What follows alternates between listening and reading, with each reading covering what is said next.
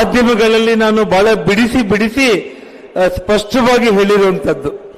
ನನ್ನ ಶ್ರೀಮತಿ ಮತ್ತು ನನ್ನ ಸಹೋದರ ಸೋಮಶೇಖರ್ ರೆಡ್ಡಿ ಎಲ್ಲ ವಿಚಾರಗಳನ್ನು ಹೇಳಿದ್ದಾರೆ. ನಮಗೆ ಬೆಂಬಲವಾಗಿ ಇಡೀ ಪಕ್ಷದ ಎಲ್ಲ ಹಿರಿಯ ನಾಯಕರುಗಳು ಎಲ್ಲರೂ ಇಲ್ಲಿಗೆ ಆಗಮಿಸಿದ್ದಾರೆ. ಎಲ್ರಿಗಿಂತ ಮಿಗಿಲಾಗಿ ನಮ್ಮ ಪ್ರಾಣ ಅದು ಎಲ್ಲಿದೆ ಅಂತಂದ್ರೆ ಅದು ನಿಮ್ಮ ಕೈಯಲ್ಲಿದೆ ಅಂತೇಳಿ ಇವತ್ತು ನೀವು ಬಂದಿದ್ದೀರಲ್ಲ, ಅದಕ್ಕಿಂತ ದೊಡ್ಡ ಆಶೀರ್ವಾದ ಇನ್ನೊಂದಿಲ್ಲ.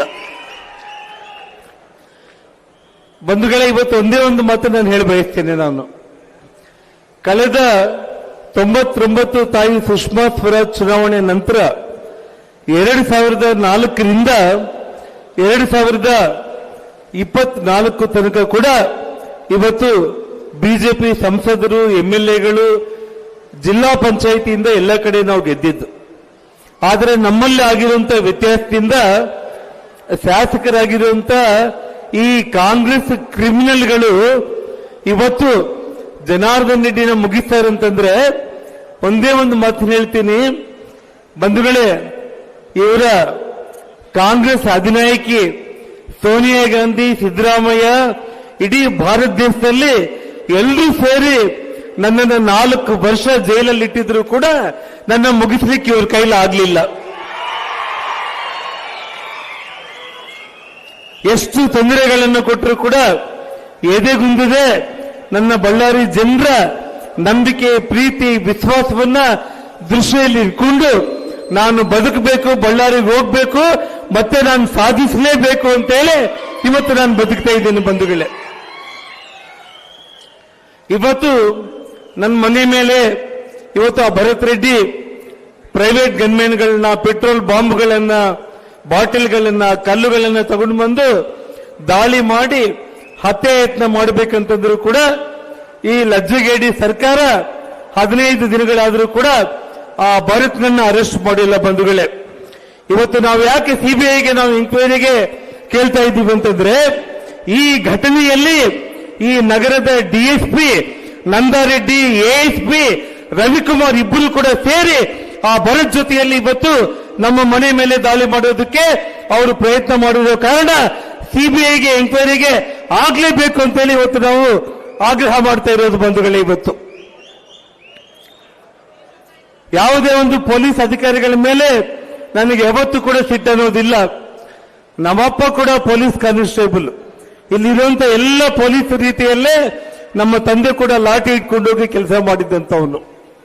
ಬಂಧುಗಳೇ, ಇವತ್ತು ಬಳ್ಳಾರಿಯಲ್ಲಿ ಇಡೀ ವಾರ್ಡ್ಗಳಲ್ಲಿ ಮಟ್ಕ, ಓಸಿ ಮತ್ತು ಕ್ಲಬ್ಗಳು, ಜೂಜಾಟಗಳು, ಕ್ರಿಮಿನಲ್ಸ್ ತಯಾರಾಗ್ತಾ ಇದ್ರೆ ಇವತ್ತು ಈ ರವಿಕುಮಾರ್ ಮತ್ತು ಸಿಟಿ ಡಿಎಸ್ಪಿ ಏನ್ ಮಾಡ್ತಾ ಇದ್ದಾರೆ ಅಂತಂದ್ರೆ ಆ ಎಂಎಲ್ಎ ಜೊತೆಯಲ್ಲಿ ಸೇರ್ಕೊಂಡ್ಬಿಟ್ಟು ಎಲ್ಲ ಕ್ರಿಮಿನಲ್ಗಳನ್ನ ಬಳ್ಳಾರಿಯಲ್ಲಿ ಒಂದು ಫ್ಯಾಕ್ಟರಿ ತರ ಇವತ್ತು ತಯಾರು ಮಾಡಿ ಇವತ್ತು ನನ್ನ ಮನೆ ಮೇಲೆ ದಾಳಿಗೆ ಬಂದಿದ್ದಾರೆ. ಬಂಧುಗಳೇ, ನಿಮ್ಮ ಆಟ ಯಾವುದೇ ಕಾರಣಕ್ಕೂ ಕೂಡ ನಡೆಯಲ್ಲ.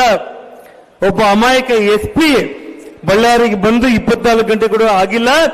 ಎಸ್ಪಿನ ಇವತ್ತು ನೀವು ಸಸ್ಪೆಂಡ್ ಮಾಡ್ತೀರಿ, ಐಜಿನ ಟ್ರಾನ್ಸ್ಫರ್ ಮಾಡ್ತೀರಿ. ಈ ರವಿಕುಮಾರ್ ಮತ್ತು ನಂದಾರೆಡ್ಡಿಯನ್ನ ಇಷ್ಟೊತ್ತಿಗೆ ಸಸ್ಪೆಂಡ್ ಮಾಡಿ ಭರತ್ ರೆಡ್ಡಿ ಜೊತೆಯಲ್ಲಿ ಇಷ್ಟೊತ್ತಿಗೆ ಇವರೆಲ್ಲರೂ ಕೂಡ ಜೈಲಿಗೆ ಹಾಕಬೇಕಾಗಿತ್ತು.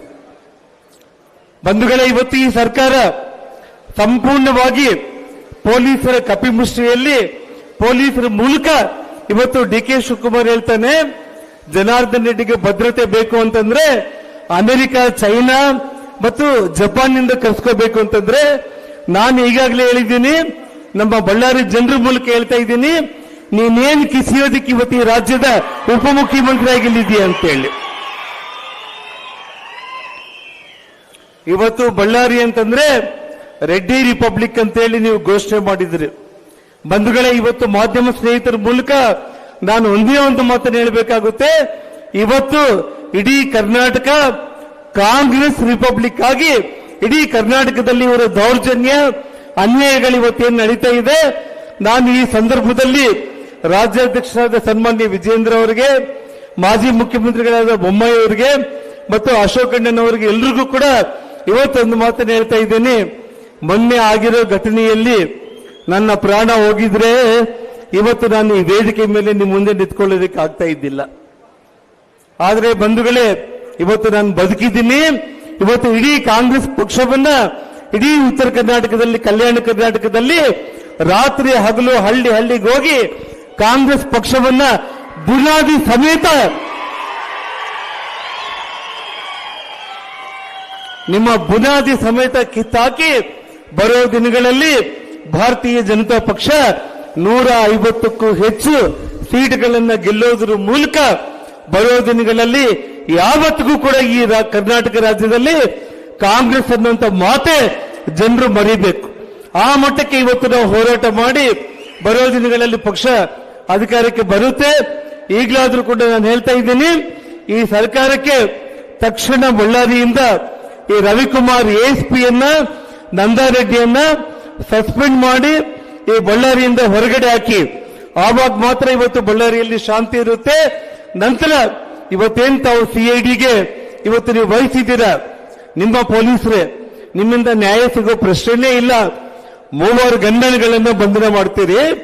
ಆ 3 ಬಂಧನ ಮಾಡಿದಂತ ಪ್ರೈವೇಟ್ ಗನ್ಮೆನ್ಗಳು ಯಾರು ಮನುಷ್ಯರು?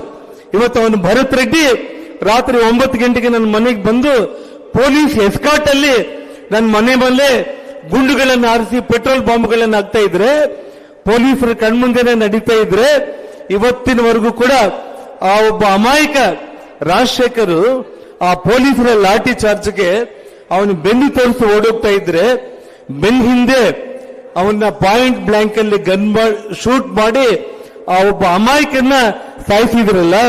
ಇವತ್ತು ಆ ಮನೆಗೆ ಹೋದ್ರೆ ಆ ತಾಯಿ ಕಣ್ಣೀರು ನೋಡ್ತಾ ಇದ್ರೆ, ನಮಗೂ ಆ ವಯಸ್ಸಿನ ಮಕ್ಕಳಿದ್ದಾರೆ. ನಿಮ್ಮ ಕಾರ್ಯಕರ್ತರು ನಿಮ್ಮನ್ನ ನಂಬಿಕೊಂಡು ಬಂದಿರುವಂತವ್ರನ್ನೇ ಕೊಲೆ ಮಾಡಿ ಇವತ್ತು ಸಿಂಪತಿಗೆ ಇಡಿಸ್ಕೊಳ್ಳೋ ಪ್ರಯತ್ನ ಮಾಡಿದ್ದೀರಾ. ನೀವು ರಾಕ್ಷಸತ್ವ ಮೆರೆದಿದ್ದೀರಿ. ಆ 3 ಗನ್ಮೆನ್ಗಳು ಯಾರು ಅಂತಂದ್ರೆ ಭರತ್ ರೆಡ್ಡಿ ಸಮಕ್ಷಮದಲ್ಲೇ, ಭರತ್ ರೆಡ್ಡಿಗೆ 5-10 ಅಡಿ ದೂರದಲ್ಲೇ ಆ ಗನ್ಮೆನ್ಗಳು ಆ ರಾಜಶೇಖರ್ನ ಕೊಲೆ ಮಾಡಿದ್ದಾರೆ. ಆ ಗನ್ಮೆನ್ಗಳ ಮಾಲೀಕ ಯಾರು ಅಂತಂದ್ರೆ ಭರತ್ ರೆಡ್ಡಿ. ಅವನ್ನ ತಕ್ಷಣ ಬಂಧನ ಮಾಡಬೇಕಾಗಿತ್ತು, ಬಂಧನ ಮಾಡಿಲ್ಲ. ಇವತ್ತು ಭರತ್ ರೆಡ್ಡಿಯನ್ನ ಬಂಧನ ಮಾಡಬೇಕು, ಸಿಬಿಐ ಎಂಕ್ವೈರಿ ಕೊಡಬೇಕು. ಇವತ್ತು ಈಗಾಗಲೇ ಸನ್ಮಾನ್ಯ ವಿಜೇಂದ್ರ ಅವರು ಒಂದು ಮಾತನ್ನು ಹೇಳಿದ್ರು, ಮಾಧ್ಯಮ ಸ್ನೇಹಿತರು ಕೆಲವೊಂದು ಗೊಂದಲಗಳನ್ನ ಮಾಡೋದಕ್ಕೆ ಹೊರಟಿದ್ರು ಕೂಡ ಇವತ್ತು ನಾನು ಒಂದೇ ಮಾತನ್ನು ಹೇಳಿದೆ. ಇವತ್ತು ನಮ್ಮ ಹೋರಾಟ ಅನ್ನೋದು ಮೊದಲ ಹಂತದ ಈ ಹೋರಾಟ ಪ್ರತಿಭಟನಾ ರ್ಯಾಲಿ. ಇದಾದ ನಂತರ 19-20 ನಮ್ಮ ఢిల్లీ ರಾಷ್ಟ್ರೀಯ ಅಧ್ಯಕ್ಷರ ಆಯ್ಕೆ ಆದ್ಮೇಲೆ ಇಡೀ ನಮ್ಮ ಹಿರಿಯ ನಾಯಕರು ಕೂಡ ಎಲ್ಲರೂ ಸೇರಿ ಮುಂದಿನ ಹೋರಾಟ ಈ ರಾಜ್ಯ ಸರ್ಕಾರ ಸಿಬಿಐಗೆ ವಹಿಸಿದ್ರೆ ಸಂತೋಷ, ನೀವು ವಹಿಸಲಿಲ್ಲ ಅಂತಂದ್ರೆ ಅವತ್ತು ಮುಂದಿನ ಪಾದಯಾತ್ರೆದ ಬಗ್ಗೆ ವರಿಷ್ಠರ ಜೊತೆ ತೀರ್ಮಾನ ಮಾಡ್ತೀವಿ ಅಂತೇಳಿ ಅವರು ಈಗಾಗಲೇ ಹೇಳಿರುವಂತದ್ದನ್ನ ದಯಮಾಡಿ ಯಾವುದೇ ಒಂದು ರೀತಿಯಲ್ಲಿ ಇಡೀ ನಾವೆಲ್ಲರೂ ಕೂಡ ಒಂದು ಅಣ್ಣ ತಮ್ಮಂದರಾಗಿ ಒಂದು ಕುಟುಂಬವಾಗಿ ಭಾರತೀಯ ಜನತಾ ಪಕ್ಷದ ಪ್ರತಿಯೊಬ್ಬ ಕಾರ್ಯಕರ್ತರಿಗೆ ಬೆನ್ನೆಲುಬಾಗಿ ನಿಂತ್ಕೊಳ್ಳೋದಕ್ಕೆ ಇವತ್ತು ಇಡೀ ಪಕ್ಷ ಇದೆ ಅನ್ನೋ ಮಾತನ್ನು ಹೇಳ್ತಾ, ತಕ್ಷಣ ಒಂದೇ ಒಂದು ಆ ಭರತ್ ರೆಡ್ಡಿನ ಬರುವಂತ 24 ಗಂಟೆಯಲ್ಲಿ ಅರೆಸ್ಟ್ ಮಾಡಿದ್ರೆ ಸಿದ್ದರಾಮಯ್ಯ ಅವರೇ, ನೀವು ನಾಳೆ ನಾಡಿದ್ದು ಯಾವ ಕ್ಷಣದಲ್ಲಿ ನಿಮ್ಮ ಸೀಟನ್ನ ಡಿ.ಕೆ. ಶಿವಕುಮಾರ್ ಕಿತ್ಕೊಂಡು ನಿಮ್ಮನ್ನ ಕುರ್ಚಿಯಿಂದ ಕೆಳಗೆ ಬಿಸಾಕೋದು ಗ್ಯಾರಂಟಿ. ಅದರಲ್ಲಿ ಏನು ಅನುಮಾನನೇ ಇಲ್ಲ. ನೀವು ಮನೆಗೆ ಹೋಗೋದು ಗ್ಯಾರಂಟಿ. ಆ ಹೋಗೋ ಮುಂಚೆ ಒಬ್ಬ ಕಳಂಕರಹಿತ ಮುಖ್ಯಮಂತ್ರಿಯಾಗಿ ಕರ್ನಾಟಕ ರಾಜ್ಯದಲ್ಲಿ ದೇವರಾಜ ಆಡಳಿತವನ್ನ ಮೀರಿ ಹೆಚ್ಚು ದಿನ ಆಡಳಿತ ಮಾಡಿರೋ ಮುಖ್ಯಮಂತ್ರಿಯಾಗಿ ಇತಿಹಾಸ ಮಾಡಿದ್ದೀನಿ ಅನ್ನೋದು ಹೆಮ್ಮೆ ಪಡೋ ವಿಚಾರ ಅಲ್ಲ. ಸಿದ್ದರಾಮಯ್ಯನವರೇ, ನೀವು ಕೊನೆ ಗಳಿಗೆಯಲ್ಲಿ ಇವತ್ತು ನೀವೇನು ಮನೆಗೆ ಹೋಗ್ತಾ ಇದ್ದೀರಲ್ಲ, ಭರತ್ ರೆಡ್ಡಿಯನ್ನ ಅರೆಸ್ಟ್ ಮಾಡಿ ಇಡೀ ಕರ್ನಾಟಕ ರಾಜ್ಯಕ್ಕೆ ಒಬ್ಬ ನಿಷ್ಪಕ್ಷಪಾತ ಮುಖ್ಯಮಂತ್ರಿ ಅಂತೇಳಿ ತೋರಿಸ್ಕೊಂಡು ನೀವು ಮನೆಗೆ ಹೋಗ್ಬೇಕು ಅಂತೇಳಿ ಆಗ್ರಹವನ್ನ ಮಾಡಿ ಈ ನನ್ನ ಮಾತುಗಳನ್ನ ನಾನು ಮುಕ್ತಾಯ ಮಾಡ್ತಾ ಇದ್ದೇನೆ. ಜೈ ಹಿಂದ್, ಜೈ ಕರ್ನಾಟಕ. ಈ ಪ್ರತಿಭಟನಾ ಸಮಾವೇಶವನ್ನು ಉದ್ದೇಶಿಸಿ ಮಾತನಾಡಿದಂತ ನಮ್ಮ ಗಂಗಾವತಿಯ ಶಾಸಕರು ಸನ್ಮಾನ್ಯ ಗಾಲಿ ಜನಾರ್ದನ್ ರೆಡ್ಡಿ ಅವರಿಗೆ ಧನ್ಯವಾದಗಳು. ಈಗ ಈ ಒಂದು ಸಮಾವೇಶವನ್ನ ಉದ್ದೇಶಿಸಿ ನಮ್ಮ ರಾಜ್ಯದ ವಿರೋಧ ಪಕ್ಷದ ನಾಯಕರು, ಮಾಜಿ ಉಪಮುಖ್ಯಮಂತ್ರಿಗಳು, ನಮ್ಮೆಲ್ಲರ ನೆಚ್ಚಿನ ನಾಯಕರಾದಂತಹ ಸನ್ಮಾನ್ಯ ಆರ್ ಅಶೋಕಣ್ಣನವರು ಉದ್ದೇಶಿಸಿ ಮಾತನಾಡಬೇಕು ಅಂತ